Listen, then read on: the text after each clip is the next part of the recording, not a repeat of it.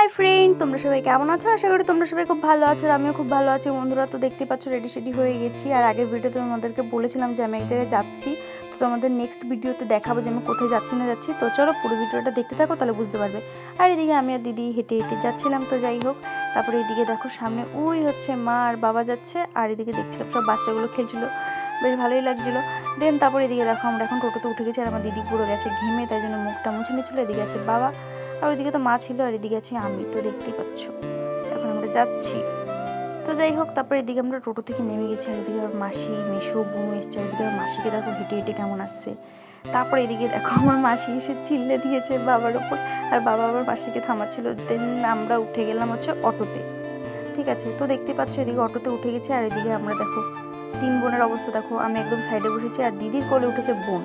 এদিকে আমার বোনকে বলছিলাম, আয় হায় তুই তো ছোট্ট হয়ে গেছিস, সবার কোলে বসে আছিস। তো যাই হোক, তারপরে এদিকে দেখো সামনে বাবা মাসি মেশো বসে রয়েছে, আর এদিকে যাচ্ছি আমরা এখন। তো পুরো ভিডিওটা দেখতে থাকো, তাহলেই বুঝতে পারবে আমরা কোথায় যাচ্ছি। তারপরে এদিকে দেখো এটা হচ্ছে জগদ্দল মার্কেট, ঠিক আছে। কারণ আমরা যেখানে যাচ্ছি সেটা আমরা জগদ্দল হয়েই যাব, তাই জন্য আমরা এখান থেকে যাচ্ছি। আর এই রাস্তাটা দেখো পুরো একদম শুনশান, ঠিক আছে। আমার তো দেখে ভয় লাগছে, এখানে যদি আমাকে কেউ 1 মিনিটও ছেড়ে যায় না, আমি তো একদম ভয়তে পুরো শেষ। আর এখানটা যদি দিনের বেলা হয় তো এখানে ফটো তোলার জন্য আর ভূতের ভিডিও শ্যুট করতে বেশ ভালো সুন্দর হবে। তারপরে এদিকে আমাদের জগদ্দল ঘাটের তো দেখতেই পাচ্ছ বজরংবলিটা দর্শন হয়ে গেল। তো যাই হোক, তারপরে এদিকে চলে আসলাম জগদ্দল ফেরিঘাট। তো আমরা এই জগদ্দল ফেরিঘাটটা হয়ে ওই পারে যাব। আর এদিকে দেখো আজকে কতটা ভিড়, অত একটা ভিড় ছিল না। আর যদি আমরা ফার্স্টের দিকে আসতাম তাহলে তো এখানে দাঁড়ানোর জায়গা থাকতো না, ঠিক আছে। তো যাই হোক, এইদিকে এখন একটা লঞ্চ দেখতে পাচ্ছ, এটা তো পুরো ভর্তি হয়ে গেছে। এখন আমরা যেতে পারবো না, আমাদের নেক্সট লঞ্চের জন্য আমাদেরকে এখানে ওয়েট করতে হবে। আর এদিকে দেখো কত ভিড় দেখতে পাচ্ছ গরমের মধ্যে, গাইস কি বলবো।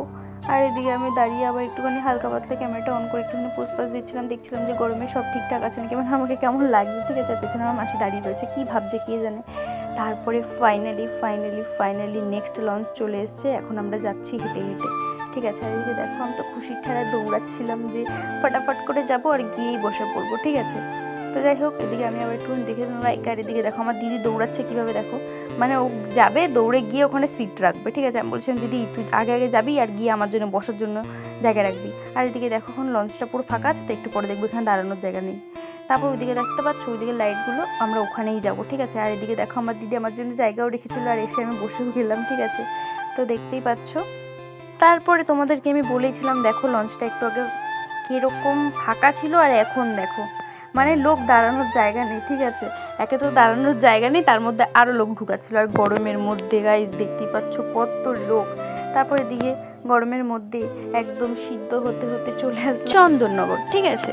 তো চন্দননগর মানে বুঝতেই পারছো তোমরা এখন যে আমরা কোথায় এসেছি। আর ওদিকে দেখতে পাচ্ছ ওটা একটা রেস্টুরেন্ট, ওটা অনেকটা সুন্দর।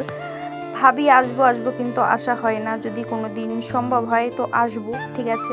তো যাই হোক, আর ওইদিকে দেখো আমার বাবা আছে, পেছনে আমার বডিগার্ড, ঠিক আছে, আমার পেছন আসছিল। আর এদিকে দেখো এটা হচ্ছে আমাদের স্ট্যান্ড ঘাট। তো দেখতেই পাচ্ছ বাড়ির পাশেই স্ট্যান্ড ঘাট, কিন্তু কোনো জীবনেও এসে একটা ফটো তুলিনি। এসেছে অনেকবার কিন্তু ফটো একটাও তোলা হয়নি। তারপরে এদিকে এসে আমি নিজেকে একটুখানি সুন্দর করে ভিডিও করে তুলে নিচ্ছিলাম যে কত সুন্দর লাগছে আমাকে। তারপর এদিকে দেখতে পাচ্ছ এখানে লেখা রয়েছে আই লাভ চন্দননগর।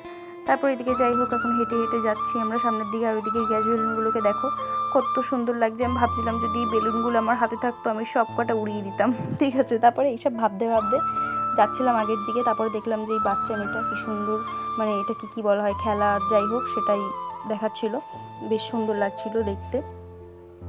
তারপরে চলে আসলাম একটা প্যান্ডেল দেখার জন্য, ঠিক আছে।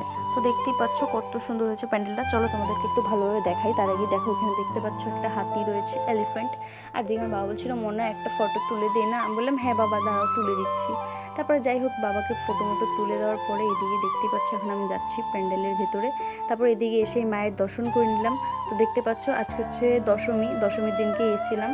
আর ভিডিওটা একটু এডিট করতে দেরি হয়ে গেল আমার। আর এদিকে দেখো আমি বাবাকে বললাম বাবা একটু তাকাও, আমার বাবা ভাবছে ফটো তুলছে, তাই বাবা হাঁ করে তাকিয়ে রয়েছে। তো যাই হোক আমি বললাম ফটো না বাবা ভিডিও বানাচ্ছি। তারপর বাবা একটু হেসে দিল।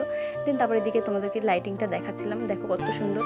তো যাই হোক চলো নেক্সট ভিডিওতে দেখাবো যে আমরা কতগুলো ঠাকুর দেখলাম কি না। তো চলো এখনকার মতন সবাইকে টাটা।